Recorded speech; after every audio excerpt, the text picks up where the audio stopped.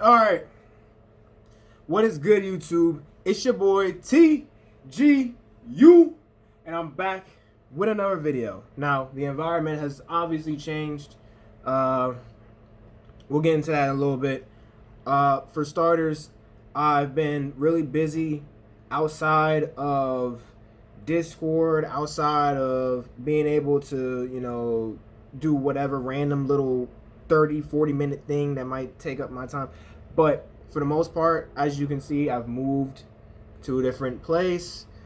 I've also been getting back into work at a new job. So all that has been taking up my time, and so I haven't really been able to put too much time into YouTube. But I'm trying to get back on a schedule, so if you guys can just be patient with me, I'll be back on the music reactions / reviews. I'll be back on the anime list. I'll be back on all that stuff. Just give me time. I'll be back. But I wanted to bring you guys a bit of a different take today. So I'm watching this video, right? I'm watching this sports video. First Take, by the way. And I've always heard such interesting takes off of First Take. And, I mean, it makes sense. It's First Take. So they're going to have sometimes it's good takes, and sometimes it's just god-awful. And it don't age well at all. But today, and this is also, like, what, the third, fourth day in a row where no Stephen A. Smith. Hey, I don't mind the other guy. What's his name again? I don't even know. Chris something. I don't know. But he's not bad. He actually has like more of the reasonable takes on this show. But we're going to get to this part where Max and Kendrick Perkins start to argue over who's the best player right now in basketball, and in two, who's had to do more with less. All right. You already know. I'm going to give you my 2 cents right now. For starters, no, I'm going to let them talk first. And then I will get to you guys. So, here we go. This is, I think, Max first. I study the game. Very unselfish. This is James Harden. I take the game and I play it the right way every single night. So, I don't try to do anything that I can't do. Okay. Max, is James Harden right? Not only is he right, and I never thought he was a selfish player. My problem with Harden is he choked in the biggest moments in the playoffs. He choked, period. I don't apologize for that. I said the same thing about Steph. He was a lesser version of himself, right? Okay, pause, right? Pause. I want to pause on that point. So Max brings up the point that in the biggest moments in the playoffs, right, is where these guys choke. Steph, James Harden, etc., whoever the fuck else Max wants to say. For starters, let's just cut the crap, okay? Let's cut the crap. Besides that one time in the finals for Harden, when his team went 0 for 27 from 3 and lost because they couldn't buy a bucket against the KD Warriors, James Harden has performed pretty damn well in the playoffs for his entire career. Maybe against the Spurs as well that one year where he got completely shut down by Ginobili. Hey, you can hold that against him too. But Harden is a superstar, okay? And out of the plethora of games that he is a goddamn nuke to the other team, he just goes and decimates everybody and just does whatever the fuck he wants and gets his way. There's going to be a handful of games where he just is not that guy. It happens. And on the subject of Steph Curry,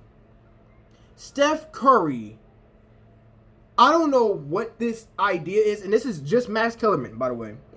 I'll let him talk more, but he has this idea that Steph Curry in the finals is a choke artist. He chokes in the finals. And then he keeps bringing back the same point of how 2 years ago when they faced the Raptors in a Game 6, and not even just the whole Raptors series in the finals, when Steph manned it alone because both KD and Clay had went down. Now, obviously, Clay came back for one game, but, at that point, it was over because he couldn't, Clay got injured, and then they couldn't stop the Raptors at that point. But, dude, what is this narrative? Okay, so he's going to say that Steph didn't choke there, right? He actually hit big shots. But then he's bringing back up the 2016 finals where LeBron locked up Steph, and Steph had a horrible finals. We get it. All right, he wasn't the Magic Man like he used to be. And by the way, in the first 3 games of that series, first 4 for real, because they went up they went up 3-1. So I think Cleveland won one of the games in Cleveland, right? And then Steph and the Warriors got them to a 3-1 deficit. Now, props again. I always say this every time I have this. I bring this up. This finals. Props to the Cavaliers. I clapped when they won because they did the unthinkable against a team that no one thought was going to lose that finals, and they did. So, hey, that cemented LeBron as one of the greatest of all, if not top 2, number 1 all time for me.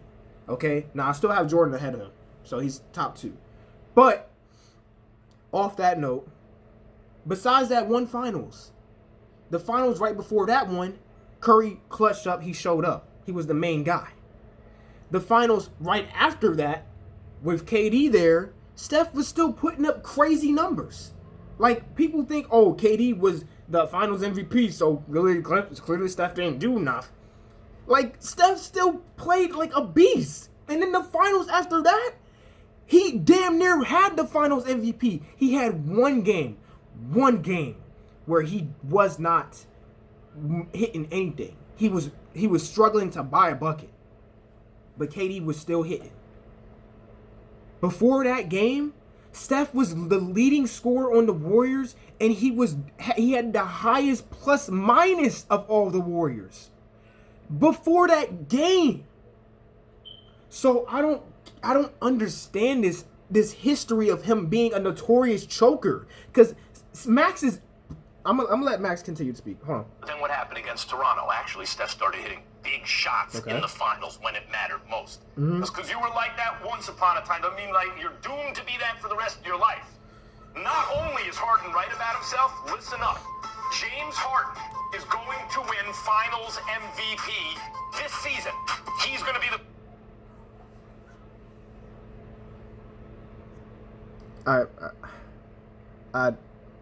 I don't know. So apparently James Harden is going to win Finals MVP this season. Now, do I think James Harden is more important than KD or Kyrie to the Brooklyn Nets' success in this season? Yes. Okay? But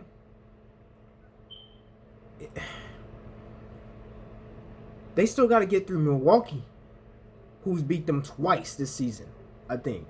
I don't think the Nets have beat Milwaukee this season. They got to get through Philadelphia. There's some teams that have bested them this season that I don't think they're going to get through unless they play like they're supposed to be playing. But they've been playing real shaky, and some nights they even play great and they still lose. So, like, you know? Finals MVP. And the secret sauce over there, you know what this team really is? You know what? I'm going to get to the point that I was trying to bring up, all right? Eastern Conference, stomp whoever they see in the finals. Right, did I just hear Max Kellerman say that Steph Curry hit big shots in the face? I don't listen. First thing first is that. So I'm gonna sum it up, okay? So basically, Kendrick Perkins goes on to say that Steph Curry is the best player in basketball right now, which, I mean, isn't a crazy, wild-ass take to take, because dude's literally dropped the best numbers this entire stretch of the last 2 months of basketball. No one else has been doing what Steph has been doing on a nightly basis for the last 2 months. The closest thing is Jokic, and that's why he's going to win MVP. Okay, we know Jokic is going to win MVP. Everybody wants to put Steph in the conversation just to kind of get buzz around the MVP talk, so it's not as boring, because everybody knows that Jokic is a runaway. And it's okay, though. It's okay. We got it. You know what I'm saying? The last time there was a runaway MVP was Steph Curry's unanimous MVP season, and that was still exciting because Steph Curry was, at that point, leading a Warriors team to breaking the Bulls record for the best record in NBA history. So it was still exciting. The Nuggets are just kind of 4th place in the West. You know, Jokic is doing great, but his teammates are kind of mediocre, besides Michael Porter Jr. and I guess whoever else you want to name, whatever.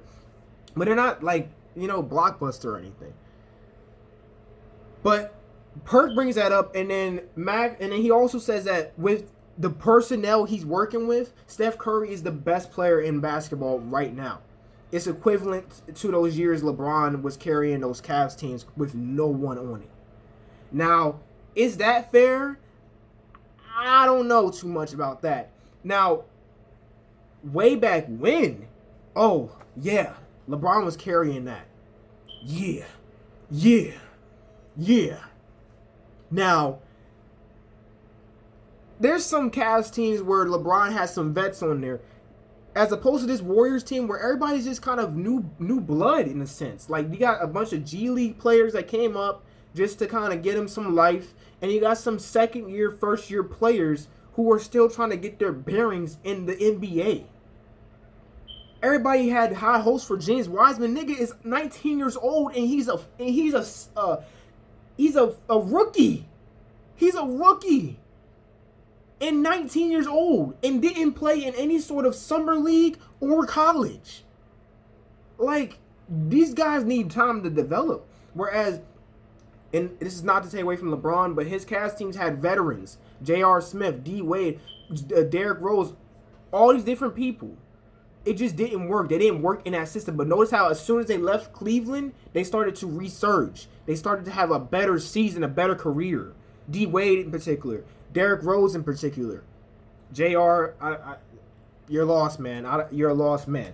But then Max brings up the fact that James Harden took a 73-9 Warriors team, which isn't actually the same fucking team, by the way, Max, because they had to get rid of all those fucking pieces that they had on the bench. That glorious, one of the best benches of all time, one of those glorious benches from the 73-9 Warriors to get KD. So, Max, stop bringing up the fact that they had a 73-9 record when KD came, because it doesn't fucking matter. You know it doesn't matter, Max. Why do you keep bringing it up? Because that bench that they had when KD was there was not as good. They had guys like Quinn Cook on that bench. They had so many irrelevant players and rookies and new signees and shit. Like, what are you bringing those people up for? What are you bringing up the record for? Like, I get it. They had a stacked starting lineup. But we're not going to discredit everybody else in the Rockets because you want to make this argument that James Harden has had to work with way less than Steph Curry. He hasn't. Steph Curry has had to work with G League players and rookie/second-year players. And his only other help as a vet, I guess helps as vets, are Wiggins, Draymond, Oubre when healthy, and Looney. When he plays, when he actually wants to play and actually get rebounds and actually play solid defense and actually get points. Because there's some nights where he doesn't even get 10 points. There's nights where he doesn't even have over 5 rebounds. Like, that's what we work with over here in Golden State. Whereas Harden had seasoned vets like Trevor Ariza. He had Eric Gordon, who was a surging star in that season, by the way, dropping big numbers. Austin Rivers and others off the bench who were giving you a consistent 15. Chris Paul, who was a seasoned floor general. And before Chris Paul went down, it was argued that the Rockets had control of that fucking series. So, Max, please stop bringing up that Harden was working with less, because he really wasn't. Before they reached that finals, they steamrolled the Jazz. They beat some other team that I don't even know who they faced because they're so irrelevant. And then they reached the finals and took that KD, Steph, Clay, Draymond, Iguodala, whoever the fuck else Warriors team to 7 games. So shut the fuck up, Max. Please stop being an analyst. You suck. All of your takes are really controversial and they drive me insane. I only agree with you about 25% of the time. The other 75% of the time, you make my fucking head want to blow up. Okay? So please, Max Kellerman, please shut the fuck up. Whew. I can't wait for Stephen A to get back because he is the yin. He is whatever the good side is. He is the yin to your yang. He is, or yang. I think somebody said before that people saying yin yang is the bad way of saying it. It's supposed to be yin yang or something, whatever the specifics of it is. But basically, he's the good to your bad. He is the neutral to your chaos. He's everything. Okay, I need Stephen A. back on First Take. If you guys enjoyed, make sure to like the video. I'll be bringing back videos very soon. Just be patient with me. And it's been your boy TGU, and I'm out.